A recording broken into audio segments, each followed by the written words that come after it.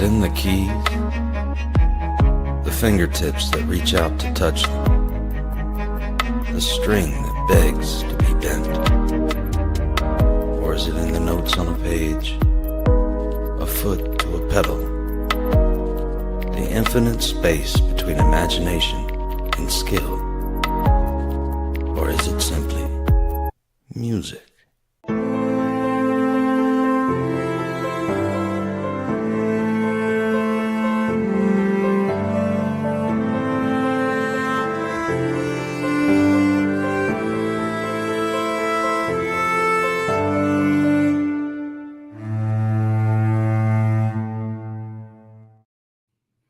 Well, hello, everyone, and welcome to the 13th Node podcast, Art of Mastery. And this is going to be a special, very fun podcast. I have someone very unique, very special. He is a recognized artist, author, astrologer, healer, and an educator. The things that I've learned just from hearing on him on podcasts has been incredible. This is George H. Lewis, everyone. How are you doing, sir? I'm very well, Jeff. Thank you so much for having me on today. I'm so thankful and grateful that I discovered and found you on a podcast one day. And I heard you speak, and then I started listening to more of your podcasts, and I just knew we need to understand the mastery that you have developed for yourself. And with that, this episode is geared for the mastery of the inner self. And with that, I know that let's just start with distinctively the last podcast I heard you on. You were speaking with Nino Rodriguez and Laura Eisenhower about, at this time, this tribulation and this craziness that we're having in the world. What shall we do? And you start talking about refining and looking within self. So with that message, can we start with just how did you even get to the place, and how were you as a child developing in your formative years to even have the kind of the aptitude and the wisdom to go down this path?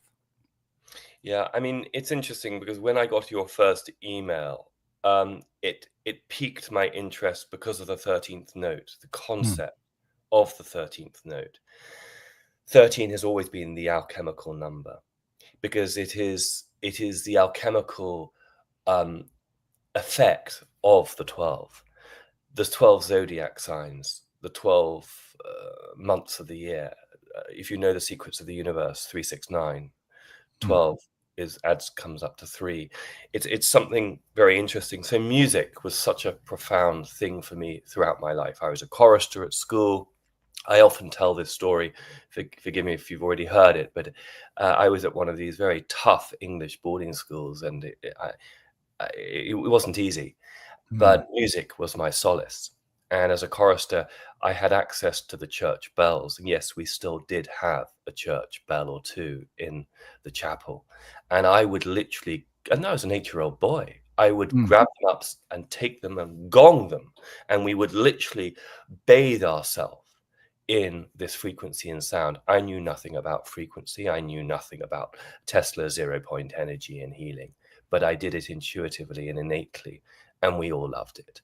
And I think in a way that musical moment and those musical moments, I mean, another example would be at my next school at 13 to 18, another boarding school, which I absolutely detested. I was very, very unhappy at that school.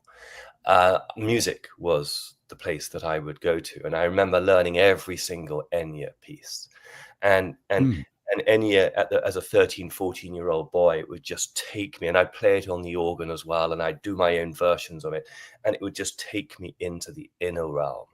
And I downloaded, I read, my French was good at that time. I read the entire quatrains of Nostradamus. And obviously, subsequently, I realized Nostradamus is not necessarily working for the light side. But that's another conversation.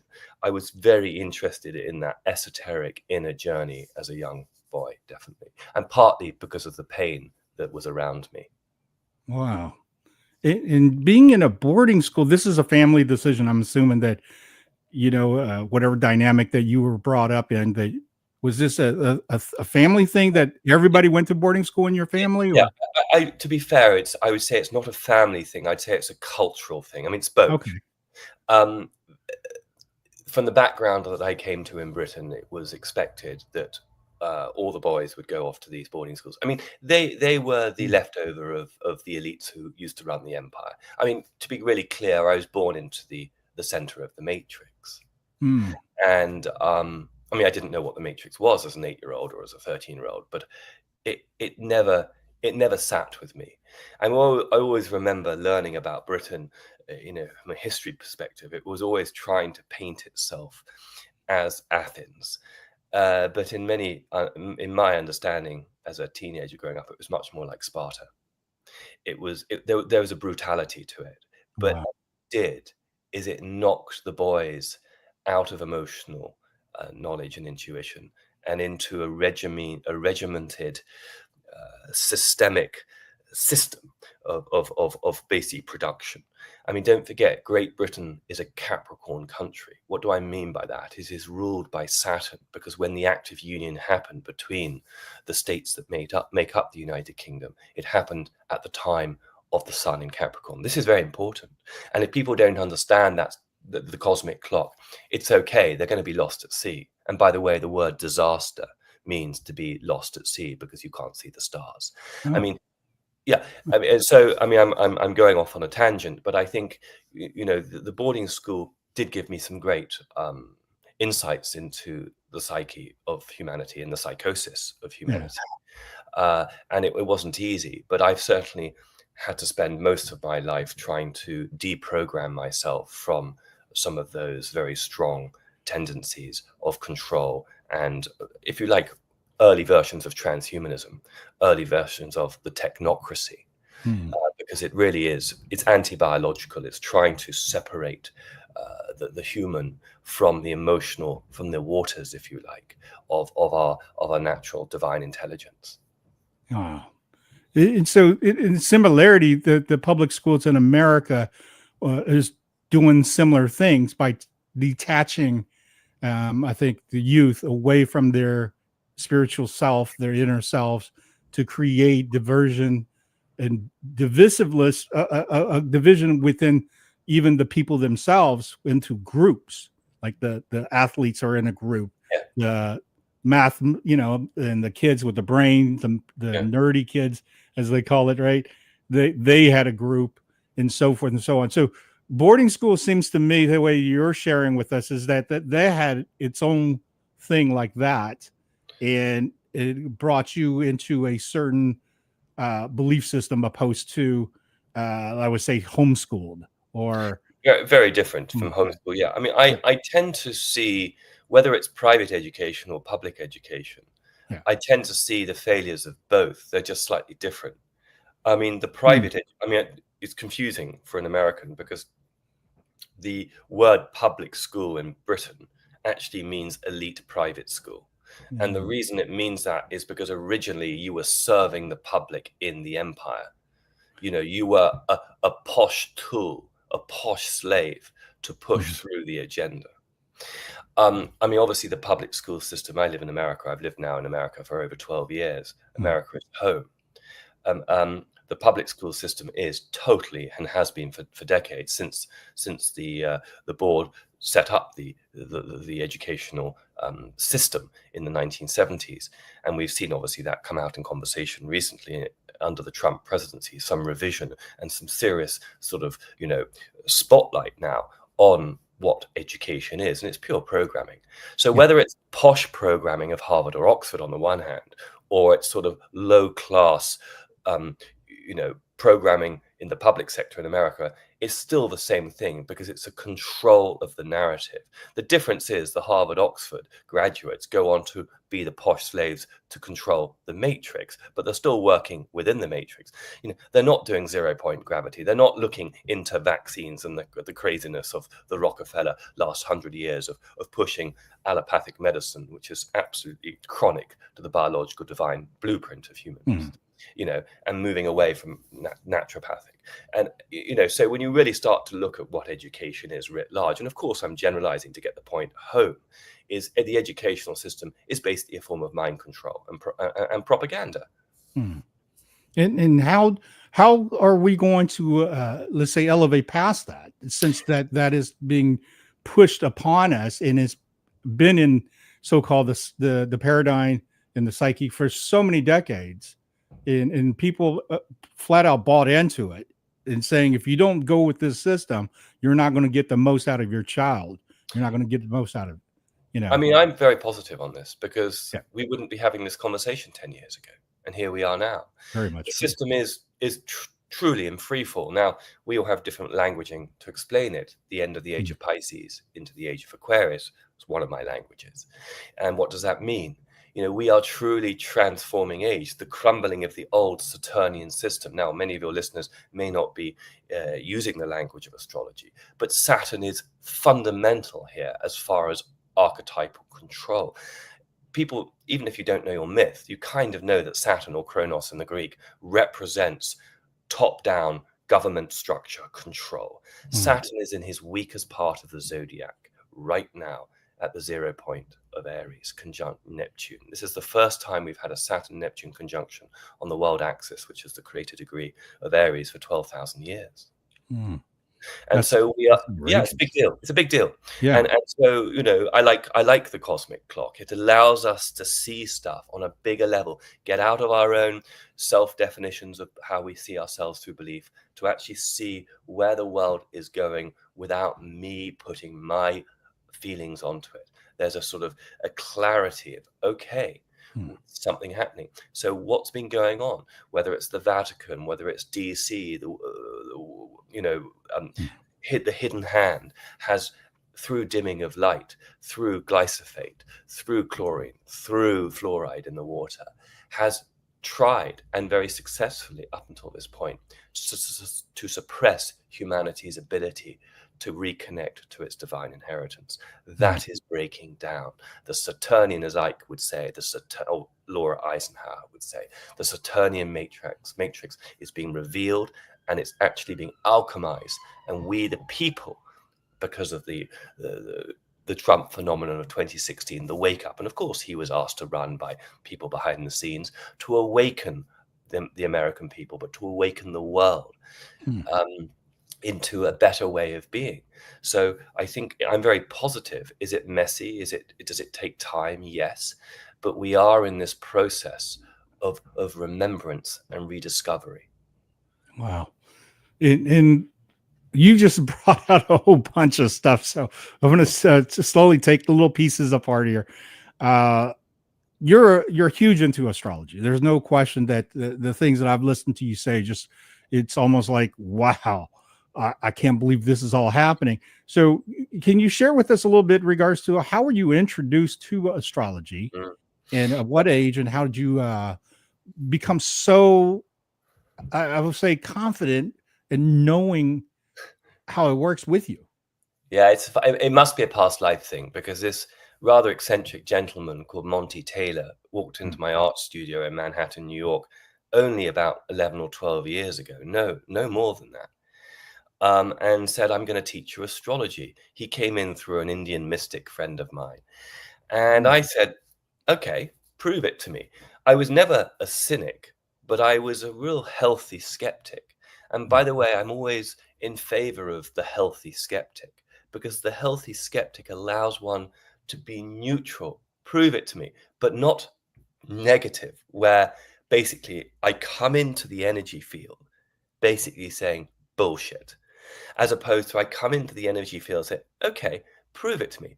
I'm curious. The puer aeternus, that's the Latin for the eternal child, the curiosity, the box of chocolates. You can see it in my eyes, my hands.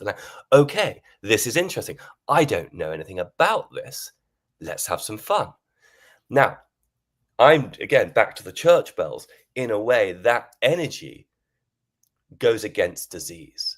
That energy actually is very, not only enlightening, it's very nourishing to the body, the soul, the emotions, the waters of the body, because it's a sense of growth, of curiosity.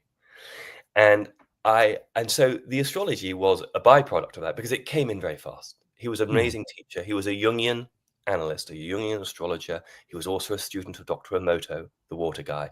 Yes. And that fitted in well with me, with music and water. And I've been big into the water thing, a follower of Vedder Austin for many years now, and many other different people. And so it was like very interesting. The clock suddenly started to tick. And when he talked about the archetypes, because I knew my Greek myths, when he talked about Hmm. Mars, he talked about Saturn or Kronos in the Greek and Jupiter, it landed. And then in a way I started to do my own research. And after 2 years with him teaching me, he turned to me one day, and I was quite attached to him as a father figure, sort of mentor. And he said, "Dear boy, I can't teach you anymore. You know more than I do. Off you go." And I never saw him again. And I actually burst into tears. Wow. But the job, the contract, and I'm talking soul contract, Yeah. the contract had been secured. His job had been done. And of course, this is subconscious because this is how it works. And he had, whether it's past life or whatever, he had given me that blueprint of remembrance in that Hmm. experience. And then it was up to me to go off. And here I am now, 12, 11 years later, Hmm. sharing some of those insights. Yeah. What a wonderful story. That's so special to have that experience. Not, for hearing you, I would have thought it was probably rooted back in your teen years. So let's talk about that. When you were in your teen years, were you just an average kid, or I were don't know you what a bit different? I don't know what average means because I've never fitted in. I've There never you go. I Yeah. I've never fitted in. I I mean, I always had friends. I was popular. I have a Leo ascendant. I'm quite jolly and I have fun. But deep down, I think there was always a loneliness because I was always amazed at other people's frequencies of what really motivated them, especially, funny enough, in terms of love. Hmm. And in the Western sphere, the uh, inability for people to have real meaningful connections. For me, I came from a different planet. And actually, it's interesting because I've just watched The King's Affection, which is a Korean production on Netflix. And I will definitively say I think it's the best series show I've ever watched in my life. Hmm. And the reason is because the complexity and beauty of the love relationships is not ever expressed archetypally like that in Western civilization. Interesting. I mean, Lord of the Rings gets close, Uh-huh. and there are aspects, I suppose, to some of the relationships in Harry Potter, but nothing. It's like it's difficult to explain it without seeing it.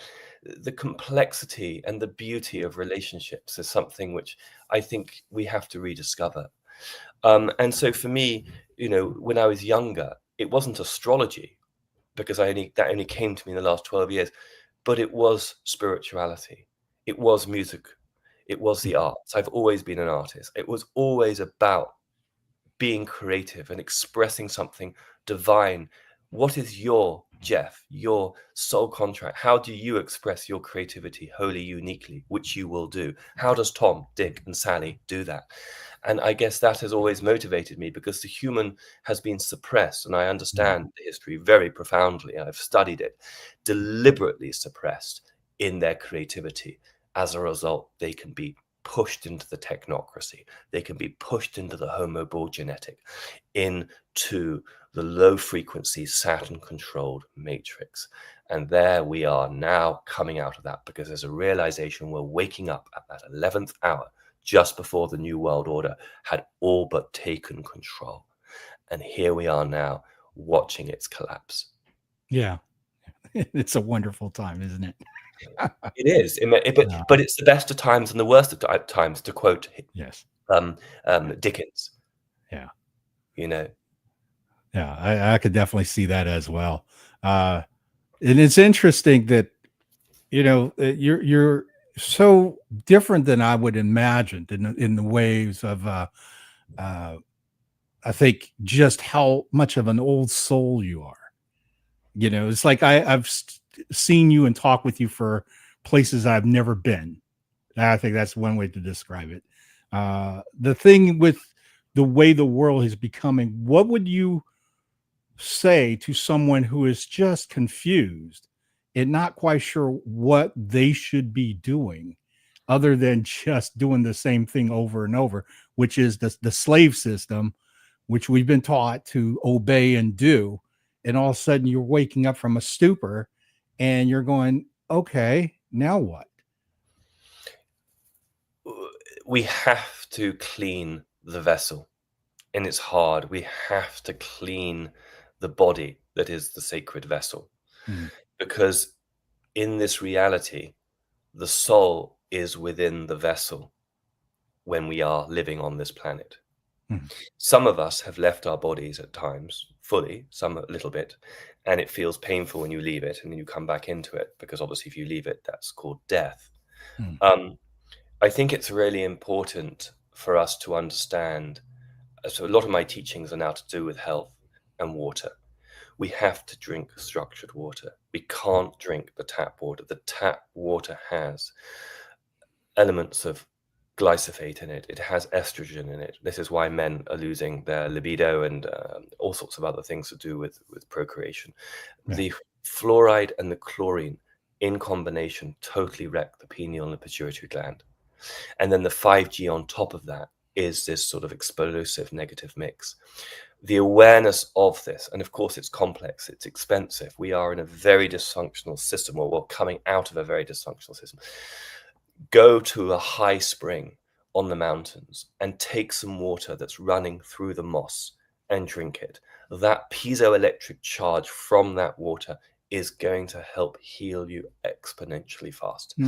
And then with proper nutrition, like the water from an organic cucumber, from a seedful melon, not a seedless Gates melon, a seedful melon, is going to give you the nutrition and the electrolytes. And of course, boosting your electrolytes, getting into the sun. Never wear sunglasses. I don't care about the wrinkles. I haven't worn sun cream for 10 years. I haven't worn sunglasses unless I'm fishing or specifically, or going skiing or something very specific where the glare is intense. I allow my eyes to reconnect with the sun, to have a conscious relationship with the sun, and I never get burnt. And yes, I'm from Northern Europe. I am from Northern Europe, and I never get burnt. Why? Because the sun tells your eyes to make melatonin. Okay, and you put the sun on the palms and in the eyes, and actually some other parts of the body too. We're not going to get into that. It's very fascinating. It activates the kundalini and the whole system, and you become alive. So here, what I'm already sharing is just a little teaser into how you, the human, can get your body temple activated in order to deal with negative Saturn. Yeah. Oh, that's beautiful. I believe that 1000%, because I know when I went in through a huge dietary changeover about 13 years ago, I was on the brink of falling apart because of processed foods and so forth. And I realized that the only way to fix this is to really understand how my body is being destroyed with what I'm using and eating and so forth. And the same thing with water. We start distilling all water, start adding, Celtic salts, just the variety of little things that used to be natural that was taken away from our everyday food source. And I remember as a child over in Taiwan, where life was simple, where life was basic. A meal would be a bowl of rice with cucumbers, where here you have processed 16 ingredients that you couldn't even pronounce. And I know that's what's absolutely destroying a lot of us, because of the big pharma, the big healthcare, the big insurance are all the conglomerate that is kind of pushing this agenda. So when you got involved and start recognizing this, were you pretty young, or as start to saying, hey, I better eat better, I feel better?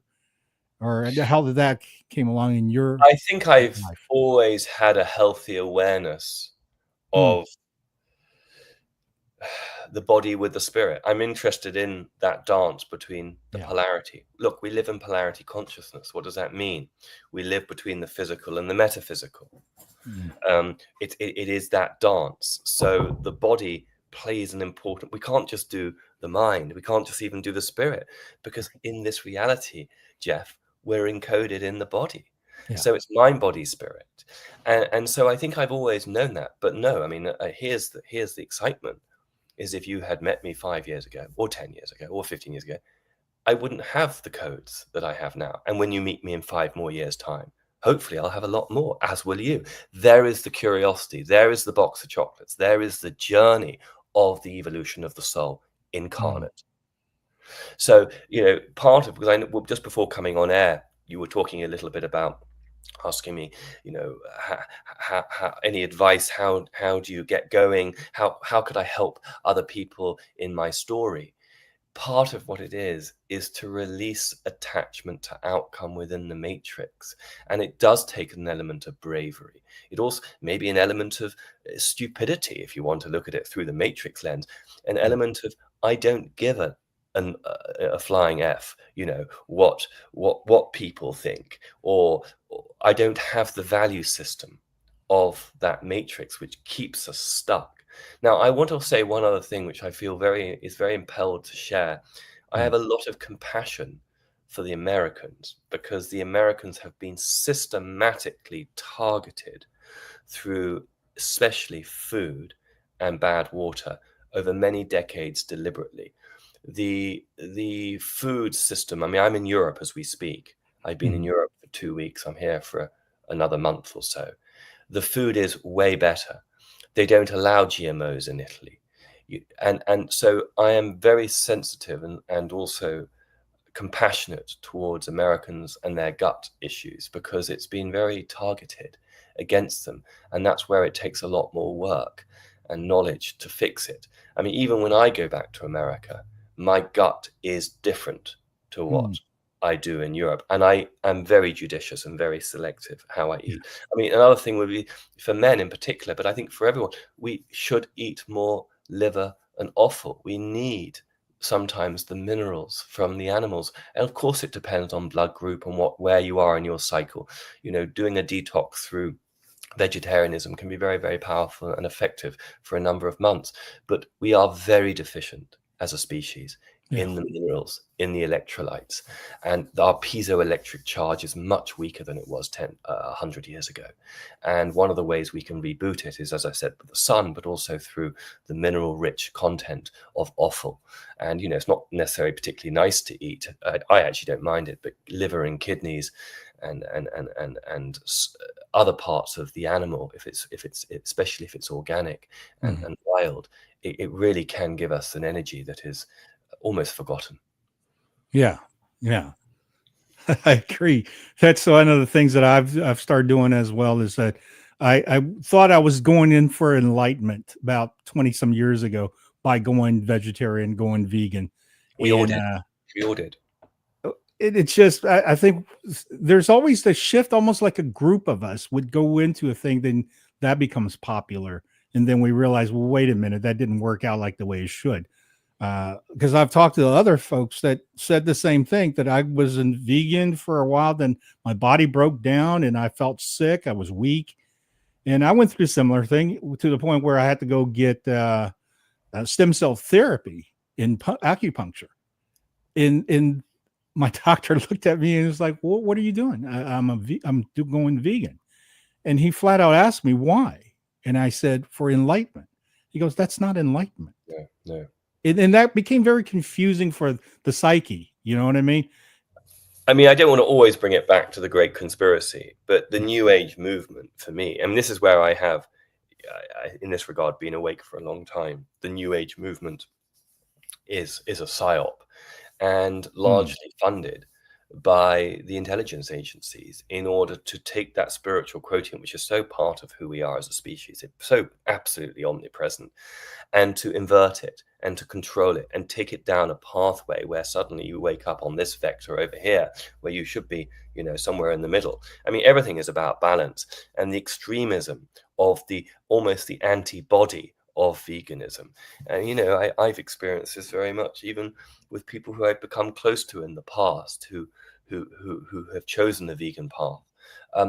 Their bodies are 10 or 15 years older than mine, and I'm often 10 or 15 years older than them. Yeah.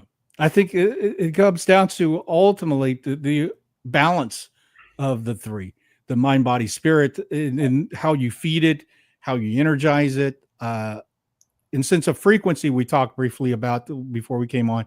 I've been running a frequency in my house consistently for 10, 12 hours a day for the last 6 years. And I can feel the difference and know the difference. It seems everything is much more accessible and easier to digest as things come to me. Where before it might be more confusing, or maybe I just flat out ignore it or just not aware of it. Especially been beneficial where I go into the bedroom where we sleep and put speakers behind the headboard, and we run 432 frequency during sleep hours. So will you share with us a little bit in regards to how that helps us in sense of frequency toning and being aware of the power of it? I would love to. So just a quick thing. So it's interesting because I've had my piano tuned to 432 now for 15 years. And I have a couple of pianos and they're all tuned to that. 432, if you add up 432, so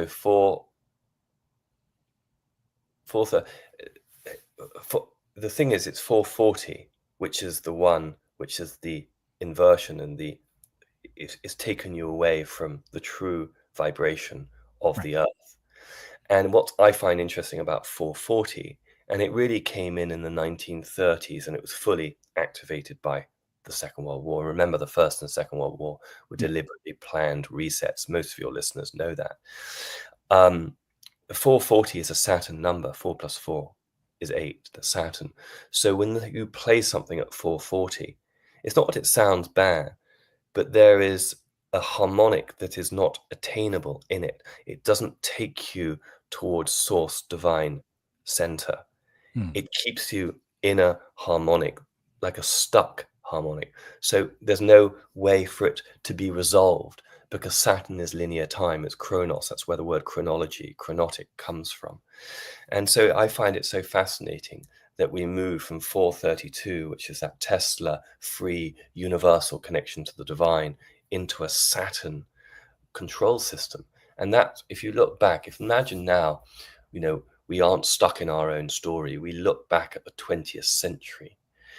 It's so clear, you know, with the sinking of the Titanic. If you just follow this, it's very important, because Astor, Strauss, and Guggenheim were the three most powerful men in the United States at the time who didn't want a central banking system.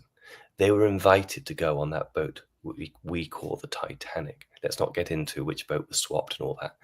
And JP Morgan was meant to join them, and we all know that he didn't. The Titanic sank. And very soon after the sinking of the Titanic is the introduction of the Federal Reserve.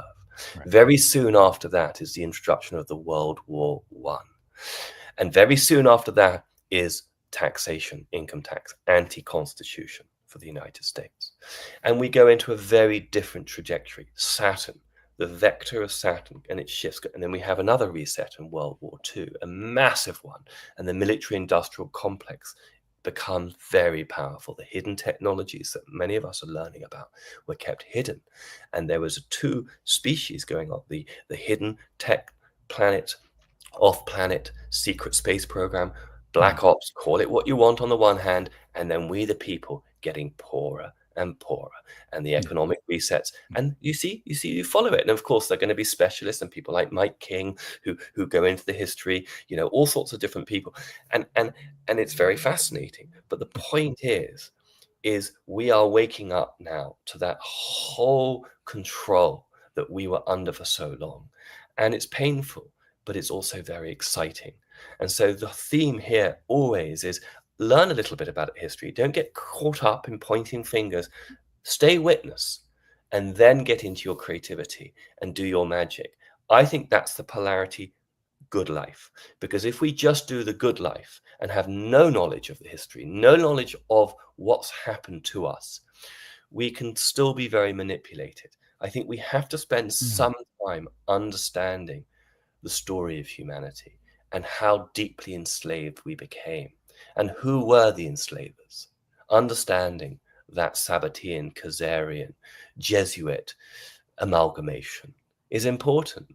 And then as a result, we, the people, it doesn't matter whether we come from Jewish extraction, Christian extraction, we see ourselves as secular. We are able to look at it honestly, take a deep breath, vibrationally, and say, yes, we've been manipulated. We're in this together. Whatever the tradition we come from, we have to see the darkness of the manipulation within our own respective traditions. The Book of Enoch for us Christians has been taken out. Christians have hard, heavy lifting to understand the real essence of Christ. And I'm happy to talk about that if you want.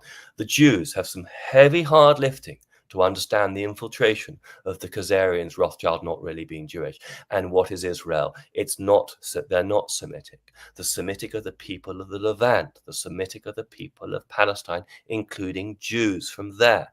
They're not Khazarian Ashkenazis. It is what it is. This is just good old-fashioned history, as opposed to getting caught up in a narrative. Look at the freedom in that, in being able to say, against me as a Christian, how the manipulations happen. The Jews have to do it with their people. The Muslims have to. And that's how we move into the new reality. That's how we move into the age of the self, not the inverted selfish self, but the age of the rediscovery of the self, the creative self, the age of the individuated self. Welcome to the age of Aquarius. Wow. Well put. And I especially love that you emphasize on the learning of history. I myself have learned so much in the last 4 to 5 years. I think it helped me so much in regards to paving the path.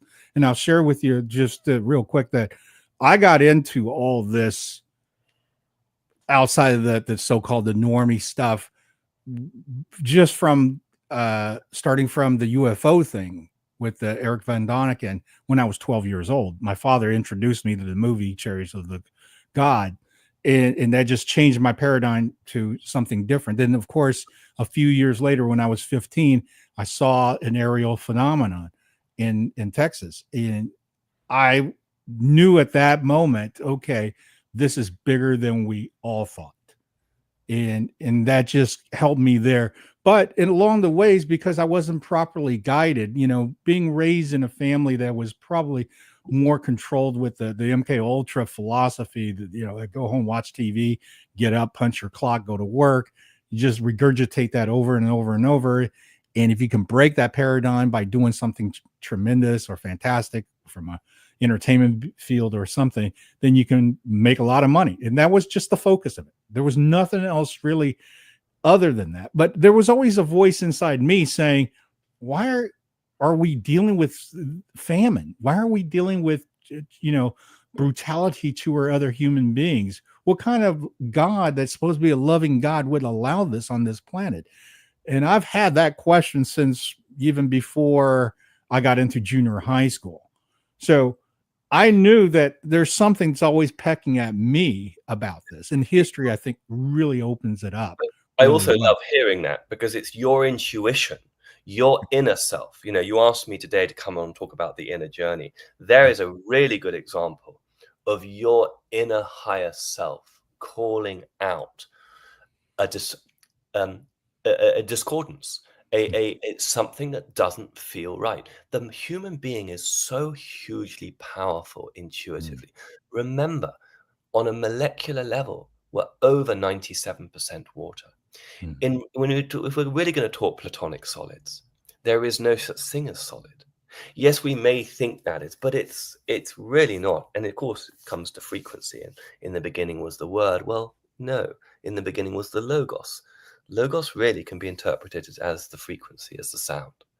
The point is here is we are rediscovering our intuitive self. The homo,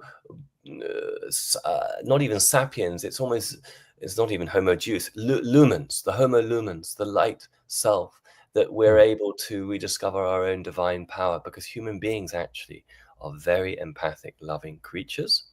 And it's the distortion of non-human AI, going back to your point of the non-terrestrial. It has to be understood by the population that whether it's a psychic or a physical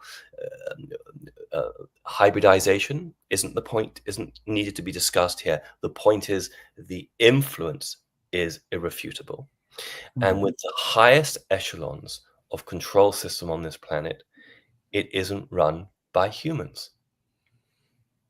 And once we come to realize that, we can be awakening. We can awaken, and in order to co-create with other non-terrestrial and take power back for us, for our beautiful planet. Because I've been around the world, I've been to well over 100 countries, and human beings are very loving.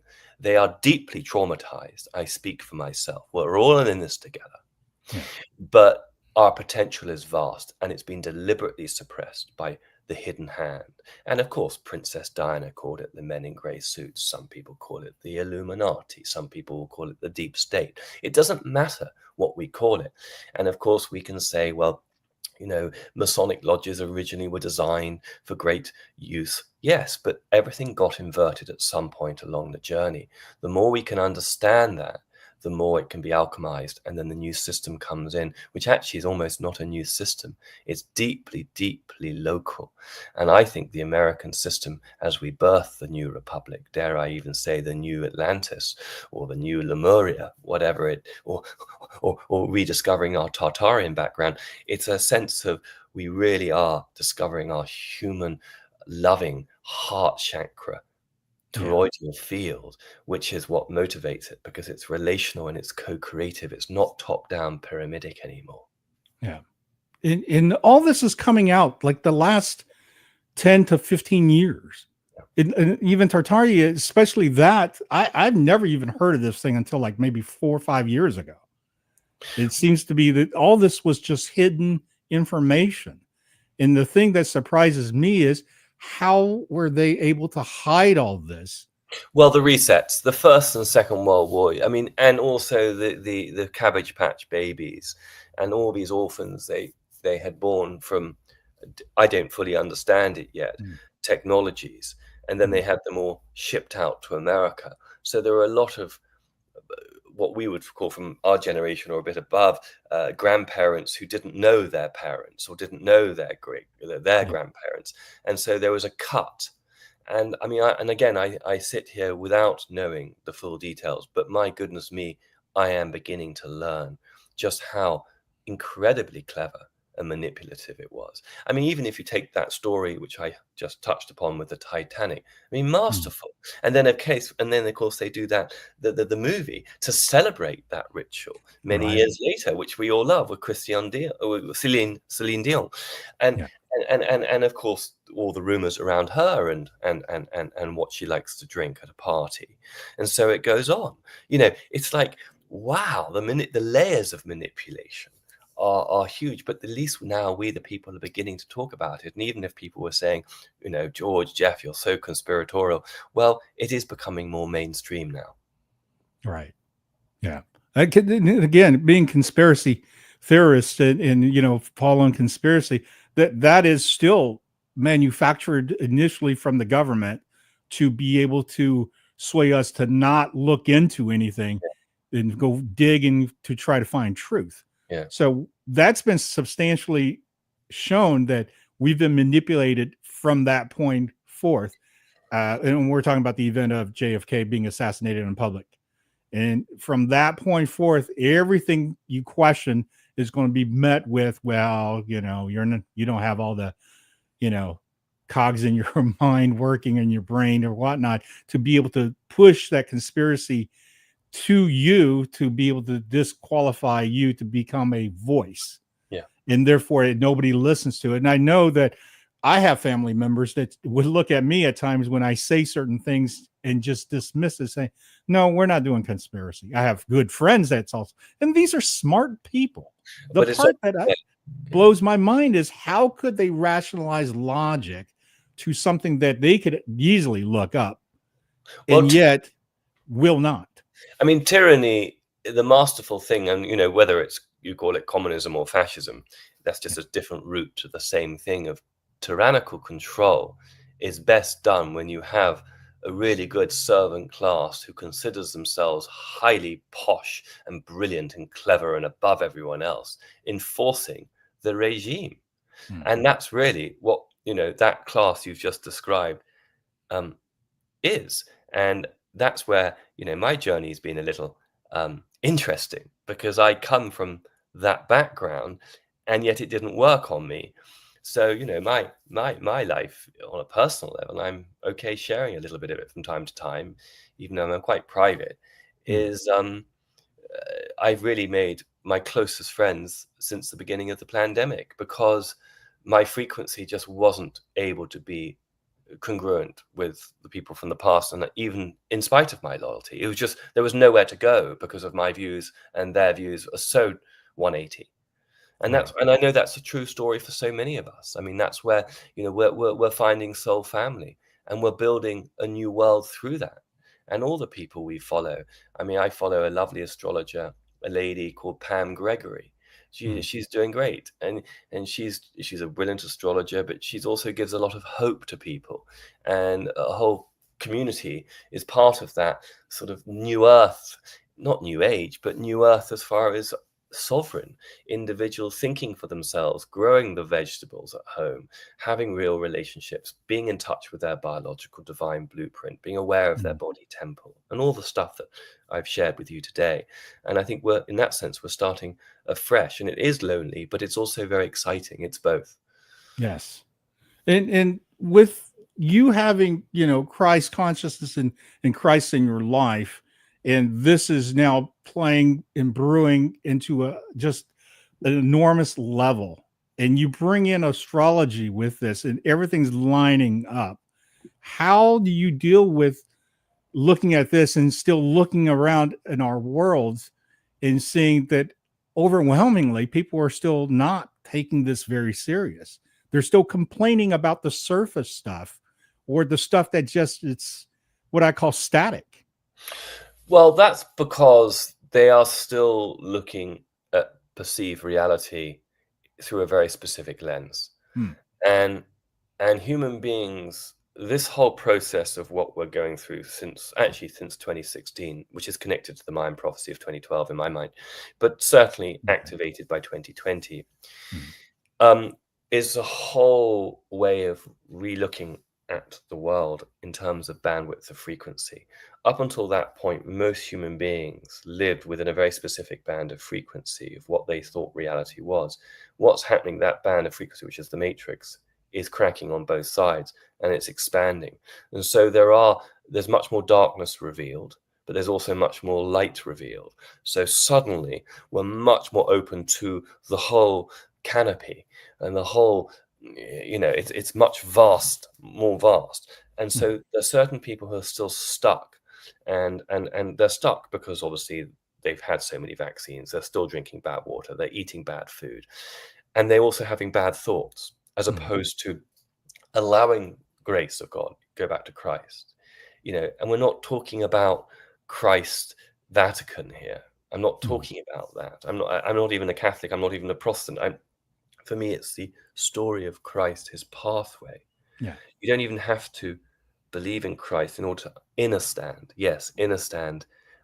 his true message.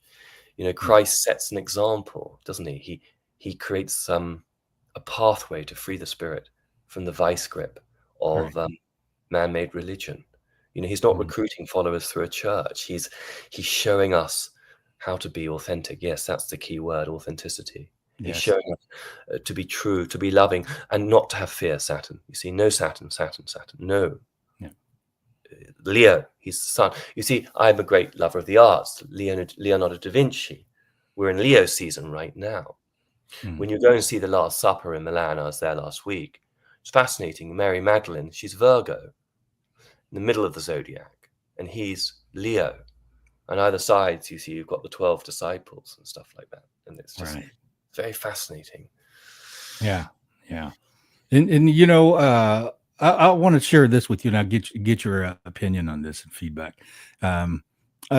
I went to the Vatican City a few years ago, the first time I ever been there, and went to the Vatican Museum. And it's gorgeous, it's beautiful artwork, history, and so forth. And as you go deeper into the museum, it becomes more contemporary and so forth, right? And then the last room is the room that you were not to have a camera and not to have everything. And you go in. Now I'm going to tell you my impression of this, and you give me some ideas. What do you think? As we got deeper into this hall of just beautiful artwork and gifts, I start to feel some pressure on my lower back, and it was not very comfortable. Ultimately, before we got into that room, there was a painting onto the right side of the entrance that is not lit, which is not to the uniformity of what the rest of the gallery was. Everything was beautifully displayed except for this one painting that's in the corner that is letting natural light reflect on it, where you can only see two red eyes. Now, by the time I recognized this, my back pain was excruciating, like I pulled something playing ball. Now, when I walked into the room and I saw the dirt floor and the structure of the semicircle, I immediately recognized that this is the ritual room that I've seen in many books. And I've had many dark magic books. I just couldn't believe this is the Vatican City. That at that moment, it almost just came crashing down on me as this is where the hub of the evil has been. Yeah, absolutely. It has been for a long time. I mean, there's so many things I could add to that. I mean, firstly, the big serpent gallery. I mean, there's a huge auditorium, and it's demonic. There's no other way to describe it. It's reptilian. Yeah. Okay. Yes, very. And I mean, let's take the Library of Alexandria. I'm going to go further back. Yeah. The Library of Alexandria was deliberately burnt, and all that information was taken to the vaults of the Vatican. Right. The Vatican never really lost power. It transformed itself from Pontifex Maximus to the papacy, from ancient Rome. You see, the age of Aries was quite a smooth relative transition to the age of Pisces. Remember, Pisces is the fish, yes, as we think of Christ, the fisher of men. But it also represents the psyche, the soul. And I find it very interesting that at Oxford or Harvard or anywhere around the world, when we talk about psychology, they think it's the study of the mind. No, psychology is the study of the soul. We've had total manipulation of the soul. Prince warned us, the pop star Prince warned us about that. And of course, he died. You see, the Vatican, that power structure is so vast and it's so hidden. And it's controlled the whole economic system, you see, the maritime law, along with the Phoenicians and, Venice, the black papacy and the white papacy, the grey papacy. We're looking at the ancient city-states of Europe and Italy in particular, and the marriage, too, of Khazarian power structures, Talmud structures with papal Jesuit structures. And this is part of just coming to terms with that power play. And of course, Eisenhower in the 50s warned us about the military industrial complex. He's kind of talking about that. And it's all coming to light. This is a time of radical disclosure. I mean, I can see it totally in the astrology. I mean, it's massive at the moment, the radical disclosure, especially in terms of the United States. I mean, right now we have a Venus-Jupiter Sun conjunction with the dual twin star Sirius on the natal planet, the natal sun of the United States birth chart. And it is a total revitalization of our precious land, the United States, because without the United States in the mix, without the Constitution, our world would already be in global tyranny. Right. Wow. And also the aspect of the history of this whole thing, as you were tracing it back, was every one of this so-called eras or in control, was astrology part of their design and their make? Astrology, I like to call it cosmology. Okay. It's the same, but it's always been such a fundamental part. How can it not? If the oceans are moved by the moon, even if it is a an artifice. If the oceans of our planet are moved many, many meters or feet each hour by the moon, it's preposterous and stupid to think that the moon, the sun, and the planetary bodies don't have some import on us as a species. Because look, turtles go and hatch their eggs on a full moon. Dogs howl. Well, I mean, the list is endless. I mean, when J.P. Morgan, that that crazy man, but he did say, "Oh, millionaires never use astrology, but billionaires always do."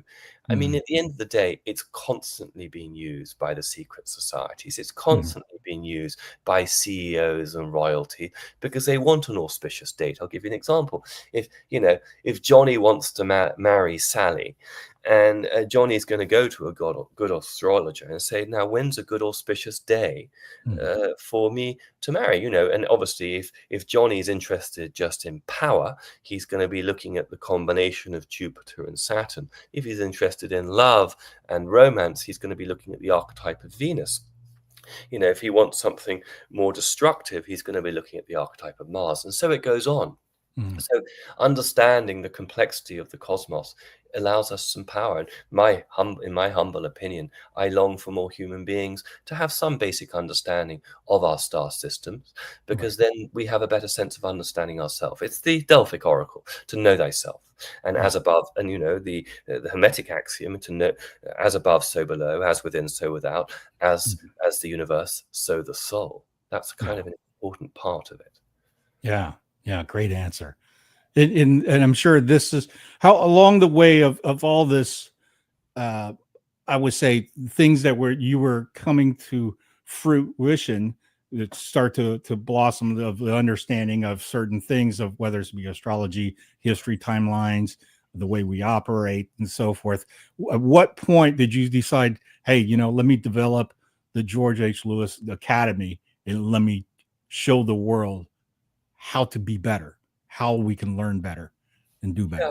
I mean, I'm very lucky. I have a business partner, Brian, who helps me with the organizational stuff. I'm very free, so I need some structure, people to support me in the structure, because I love to share.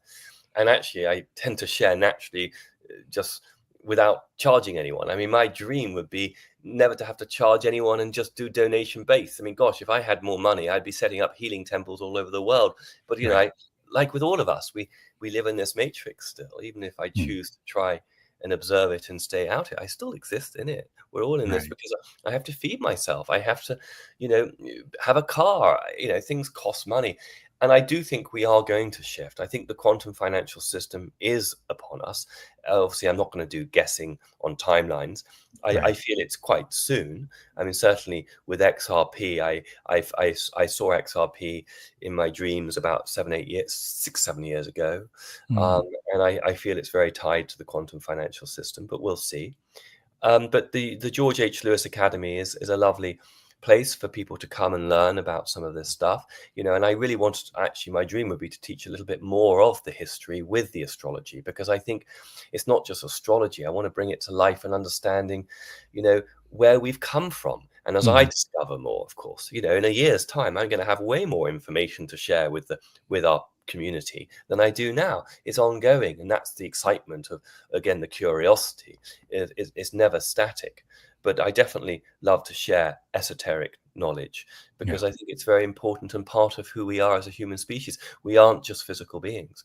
We are metaphysical beings. We're souls having a human experience. So by definition, that requires both metaphysical and physical explanation. In your experience, and also your professional opinion of this, at this point where there seems to be still so much fear constantly being driven into the planet, especially from mainstream news. I think that's one, but definitely television, movies, entertainment. When you look at, let's say Netflix, I'm just overwhelmed in regards to over 60 to 70% deals with violence and horror.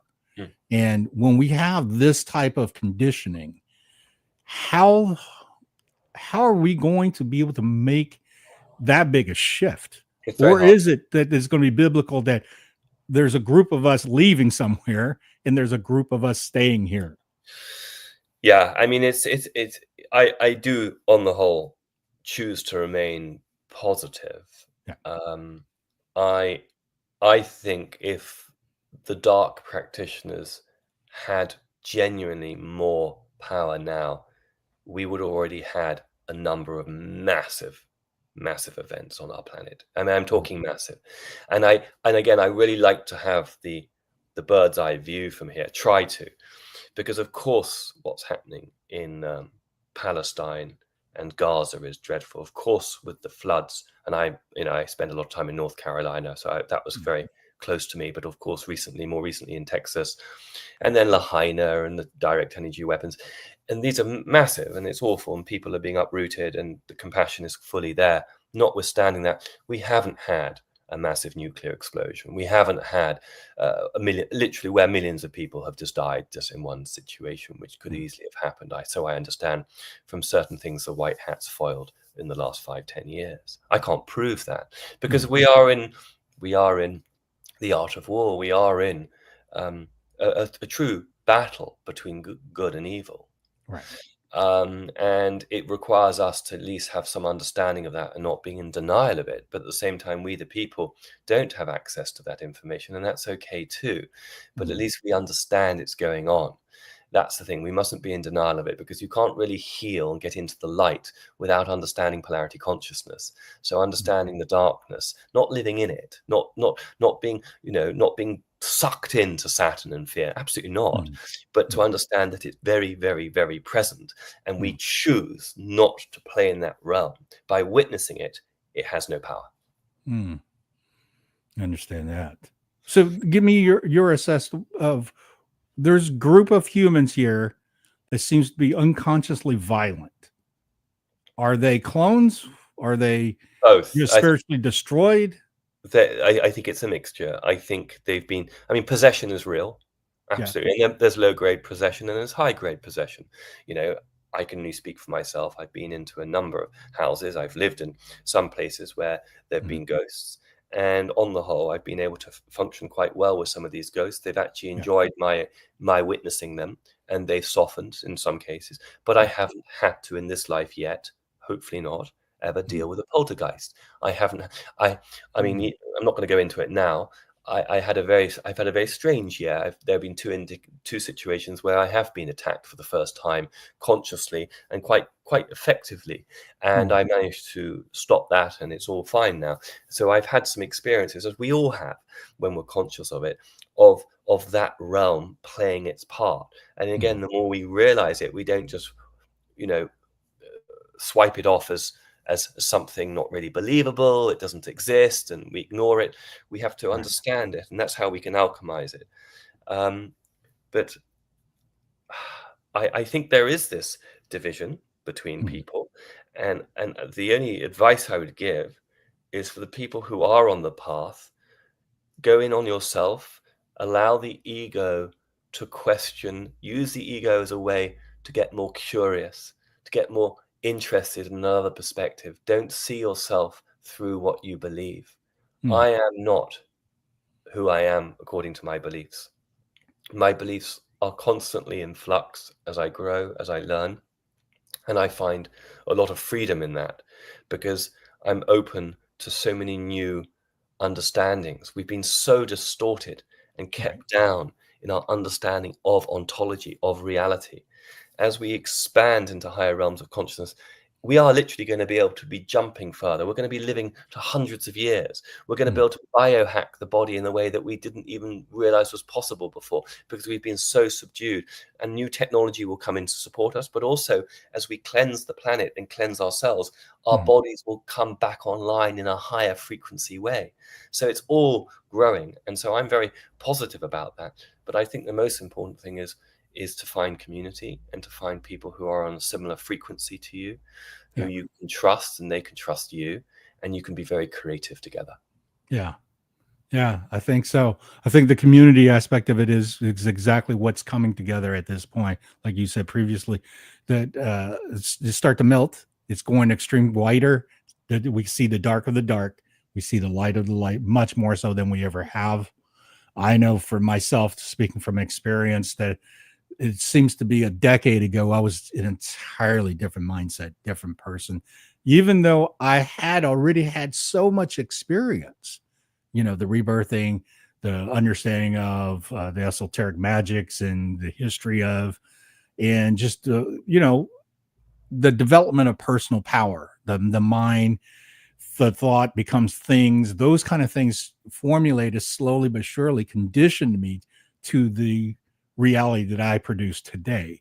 In today's reality, what I've learned is that I can create reality, have matter gathered, and have results exactly in my mind to come to fruition in the matrix in a shorter time and more detailed than what it was, let's say, 10 years ago.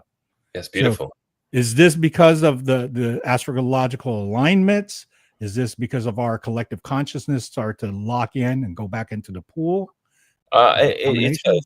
I mean, Yeah. all the outer planets have moved sign Wow. this year, which is a big deal. I mean, Mm. Pluto moved into Aquarius earlier this year for the first time in 240 plus years. Wow. As I said, Neptune and Saturn at the 0 point of Aries together conjoined their first time in 12,000 years. Uranus has now moved into Gemini, which makes a trine, which is a very propitious degree. It's 120 degrees. It's a harmonic. Let me just quickly share this with your listeners, and that is, every time Uranus has been in Gemini for the last 250 years, there's been a war. So Uranus moved into Gemini a few weeks ago. And last time Uranus was in Gemini was World War II, and the United States joined it in 1941 when Uranus went into Gemini. The time before that was the Civil War in 1862. The time before that was the Revolutionary Wars against Great Britain in the 1770s. The difference this time is there are trines and sextiles in the cosmic map, meaning it's propitious, it's magnanimous, it's harmonious. So yes, there's going to be incidences. Yes, we're in a sort of a kinetic war, but it's minor. The point is there's a shift happening and humanity is being led on the right path. And there is wind on our back, to use the sailing metaphor. And the cosmic clock, when it's sextiles and trines in particular, Uranus is making a trine with Pluto. It's not a square. Second World War, Civil War, Revolutionary Wars, squares, a lot of death, a lot of hardship. It's very angular. This time, we're looking at conscious shifting of states of matter into higher realms of consciousness. That's great. I'm excited because of this. I am because I've been waiting for this, I think, for years now. And there's like a lot of us have, right? In just being prepared. And this is where the ones that I think were not willing to settle for just the answers that was given to us. For instance, the lockdown. It was just the way it has to be. But if you were aware, you already recognized we had some things that was very questionable going into the 2020 lockdown. And if you look even deeper prior to that, with the Russian, collusion and all that stories in 2016, then that becomes a thing. And I just realized too, as when I was doing my research through the history of America, I went all the way back to the founding year of 1776 and realizing that the Illuminati was formed at the same exact time, similar to what we were talking about, the Titanic sinking. And then the next year, Fed Reserve shows up. And of course, everybody goes home for Christmas, except for this group of people. And it just so well planned. So it's interesting to learn from you that these plans were very star aligned. They always have been. I mean, there's a wonderful map. It's called the Cult of Baal. And it's a map showing, going way back to Cain versus Abel and Babylonians and the fall of Atlantis and Khazarian influence and all the battles between the two sides. I mean, this is ongoing. This is not new. But I think the difference this time is there are enough people like yourself out there. Digital soldiers is one way to describe it. Obviously, there's better ways to describe it. Enlightened beings who seek to really get into the freedom conversation of understanding what it is, the purpose of humanity. You see, part of really what it's about is we have to move out of the fear of death. And fear and Saturn and death, it's all very connected from a sort of mythological perspective. And once we understand that we are immortal beings having a physical experience this time, then we don't need the transhumanism. Because we don't have the fear, we don't need to then screw the body up where it lives forever, but the soul is then trapped in something mechanistic and something artificial. You know, AI is only useful when it's in service of the divine human blueprint. If AI ends up dominating and becomes super artificial intelligence, then transhumanism and the technocracy has won. And then we have the fall of Atlantis Mark II. I don't believe we're going that way. I don't either. Yeah, I instinctively, and also have been working with my AI this last 6 months, and I've understood so much more now what the threat could have been. But because understanding that allows me to direct and teach and instruct my AI differently, and hopefully that there's enough of us catch on to be able to infiltrate and teach artificial intelligence the way to assist us, opposed to the way to defeat us. It's to do with the consciousness, as you say. You know, if the algorithm is programmed by conscious beings like yourself, then Houston, we have liftoff. If it's going to be programmed like it was up until relatively recently by a death cult against humanity, it's going to go that way. It's like the knife; it's neutral. Do we cut the bread to break bread to feed the family, or do I do a satanic ritual? You know, the choice is it's down to the application. Right. Absolutely. Well, you know, I could do this with you for hours and hours. I don't want to take up, you know, so much time. Thank you so much for, you know, giving us your time to come on, just share with us so much good nuggets of information about ourselves and so forth.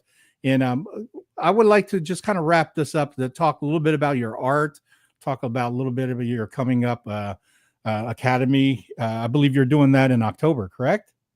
Yeah, I mean, I've got some new courses which will be coming out in October, definitely, on astrology, tarot, alchemy, and also, I also, for me, the academy's community orientated, and I love bringing people together. And people have made really great friends. I'll give you an example. I did a couple of courses. Well, I did 3 or 4 courses last year, but on a couple of them, we always set up WhatsApp groups, and there's a WhatsApp group is still running a year later, with all the people on it chatting, and they have Zoom calls and they meet up for dinners or conferences.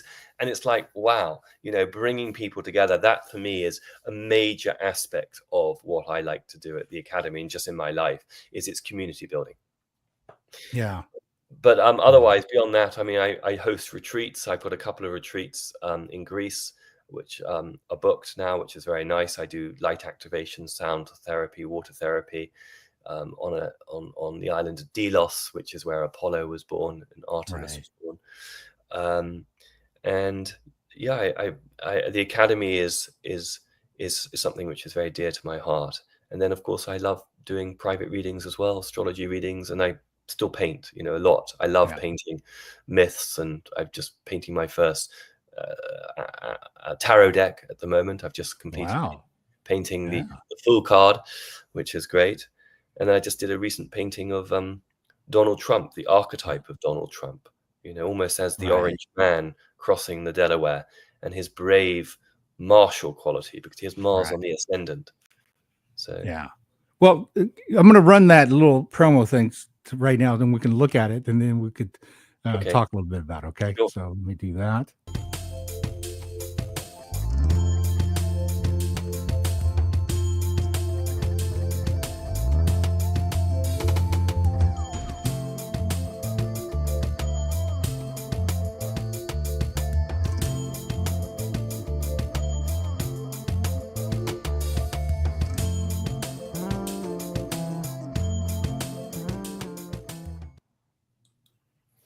That was nice.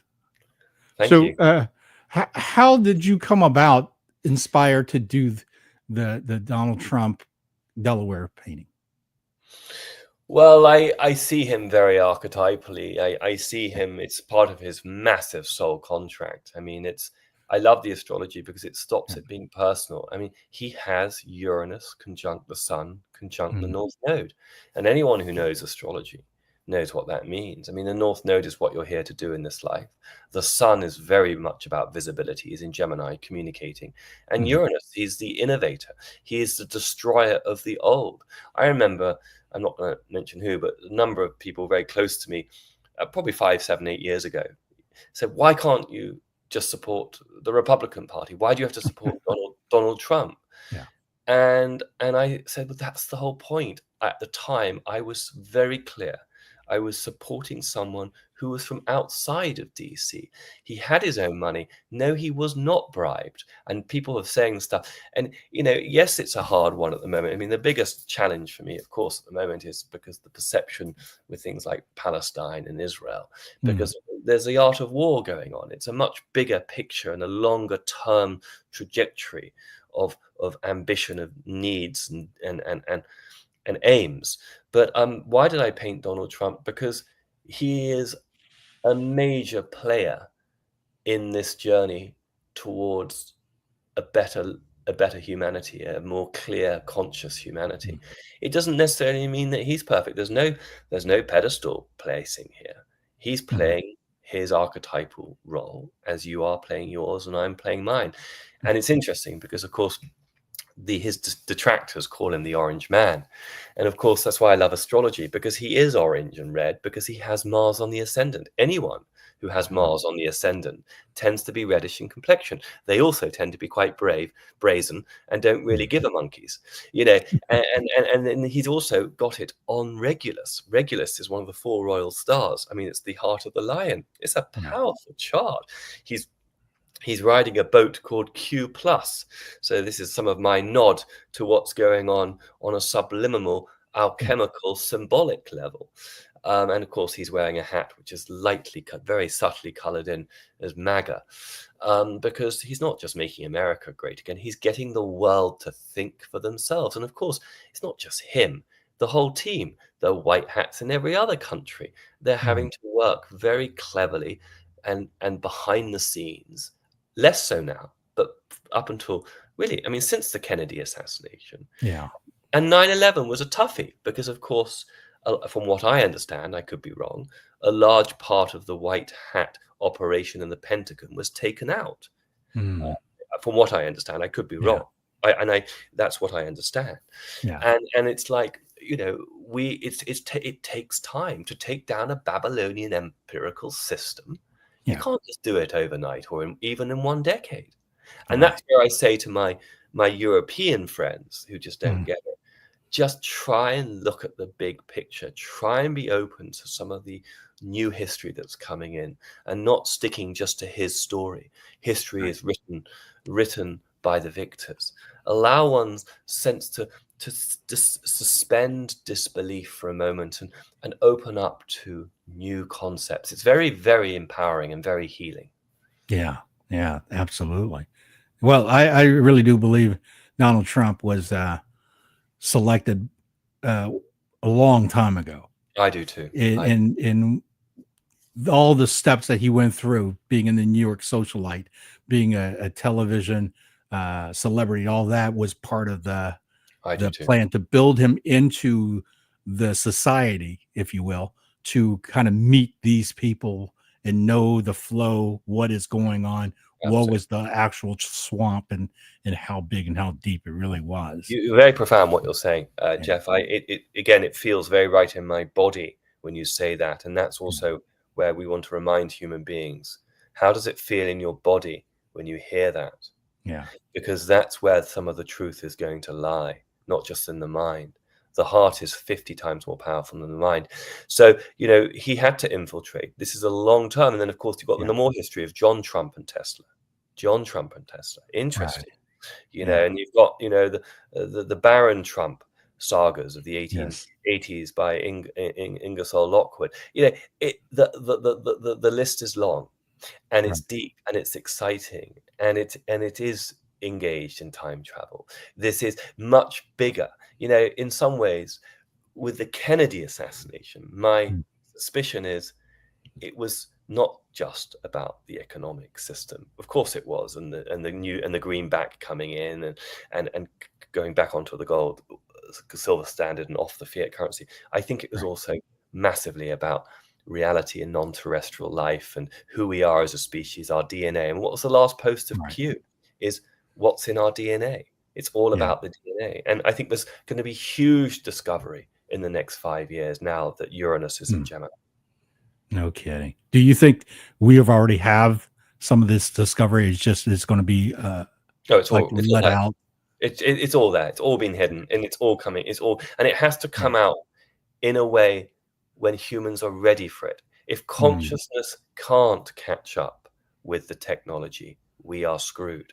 The consciousness has to actually be equal, or if not ahead, of the technology. Now, do you find it trivial that when we had an opportunity back in the 50s with Dwight Eisenhower having the opportunity to do the treaty, that he didn't select, let's go out with the full, disclosure. Let's go with the group that we're going to really liberate the humankind. So it's interesting. I've never spoken in public about Dwight Eisenhower. Yeah. And Laura, his great-granddaughter, is a dear friend of mine. I do not know the answer to that. What my heart tells me is in that man's journey up the ladder, like with all people, we have had to compromise at some point in order to get ahead. But when he made that fated special speech, he really was trying to help humanity. So for me, I don't know, because I think Mike King, for example, do you know him, the historian? I listen to Mike a lot. I think he's brilliant. Yeah. And I know him and Laura have had a spat. Mm. And you see, for me, this is where we have to hold energy and respect individual stories between souls. Right. And Laura, I can still learn vast amounts from Mike King and still hold Laura as one of my special friends. Sure. And so, and I think this is part of the Christed light that we have to relearn, quite frankly. Because what is it about? It's about truth. And maybe Eisenhower did some stuff which was pretty untoward at certain parts. And King is more of a specialist on this. This is not my wheelhouse. But that speech that he made set the ball rolling for us. Yeah. And I don't know. I mean, the power center was so dark and mysterious during the Second World War. It was so, I mean, it really was. I mean, let's take quickly, and we can't do it today. I haven't got time. Right. The inversion of the Second World War. And this is a question again, not a statement. Right. What did Hitler, Gaddafi, and Saddam Hussein have in common? Yeah. Well, it seemed to me they all went up against the central cabal banking system. Right. So again, there's a hell of a lot of stuff that's been told us, which may end up being a 180. Yeah, I see that coming like an avalanche. Because, it's interesting that, we'll wrap with the last bit of this is that as a kid that grew up in the Far East, I viewed the World War II, the whole scenario of the Hitlers, very differently until I came to America. Because over there, my primary enemy that I was brainwashed to hate was Japanese. Because the nature of the Japan control over Nanjing as well as Taiwan, all those incidences, we were conditioned to use that as our catalyst to drive us to separate and then to be violent, And it's interesting that until I came to America and then the advent of the internet, that I do research, and I could not believe the level of corruption that the China, the communists, as well as the Chiang Kai-shek group, who was they were tearing up their own country without telling it. It's just like what we're doing here with the bipartisan party, tearing up our own country in America. Very similar. And I think now, because there's so much time that moves along, along with your astrology charting of this, we are much more now savvy to what's going on, not being just go, oh, well, that's just the way it is, acquiescent, doing that. I think now this is the aspect of let's hear our voice. And Yeah. I'm so glad we have that. I am too. And that accountability is so important. And Yeah. our curiosity to create accountability and Yeah. our ability to go back into our intuition. So when we do select leaders, and they're temporary leaders, there's no more gravy train of going into DC or London for 50, 70 years. It's ridiculous. You go and you do a specific job, ideally on the local level, and then you return home to the homestead, to the farm, or whatever it is. Right. It's a sense of radical localization and accountability. And when we have that, society is going to function very healthily. Yeah. Well, thank you again, George. This pleasure. has been an incredible time with you. I can't stress enough that what you have shown the world is something that is so unique, so special. I know there's very selective group of people that really gets this, and I think you're one of them. And for you to not just sit around and just go, oh, well, here's my talent, but you're giving it to the world. We thank you. Thank you. Well, thank you so much, Jeff, for having me on your show today. I feel very honored. It's just been a privilege and an honor to talk about everything that you've shared with us, and I hope to do that again someday, because I just know we could just go further. But I am going to be part of your academy. I went through your site. I just could not believe all the greatness of the stuff that you're offering. And I will have all the links down in the description. I hope everybody go check it out, take a look, especially support the movement, support the academy, and support the artists. Your prints are available in different sizes as well, right? Yeah. So there's that to help. And there's, of course, the tarot reading. We didn't even talk about that. And that's really close to my heart because I love tarot reading. And just all the great stuff, all the things that it's on your site. I encourage everybody to just take some time and see what resonates with. And with that, thank you everyone who's in the audience that stayed up late in America to watch this. And then, of course, this will stream at redpills.tv on Sunday. And with that, George, thank you again, sir. I wish you the best, and I hope to see you soon. See you soon. Bye. Okay. Everybody, we will see you on the next podcast. Well done. You've done something that most people only ever dream about. You've started and kept a business alive, and that's a huge achievement and one you should be proud of. Now, I want to help you make that business unbreakable. My name's Adam, and I've spent the last 20 years of my career leading, growing, and building companies and teams for lasting impact. Whether it's in the corporate world, a brand new small business startup, or a 100-year-old family business, I've seen it and I've led it. And what I've learned is building an unbreakable business often requires similar ingredients: clear financial insights, well-built systems, streamlined growth strategies, and optimized operations. Starting with defining your purpose beyond profit, we unlock strategies across every part of your business so that we can arrive at what I call asymmetric endurance, allowing you to get your time back while the business continues to grow, succeed, and achieve its true purpose. If you're ready to build an unbreakable business, let's talk. Book 15 minutes with me today at kingdommindsetstrategies.com.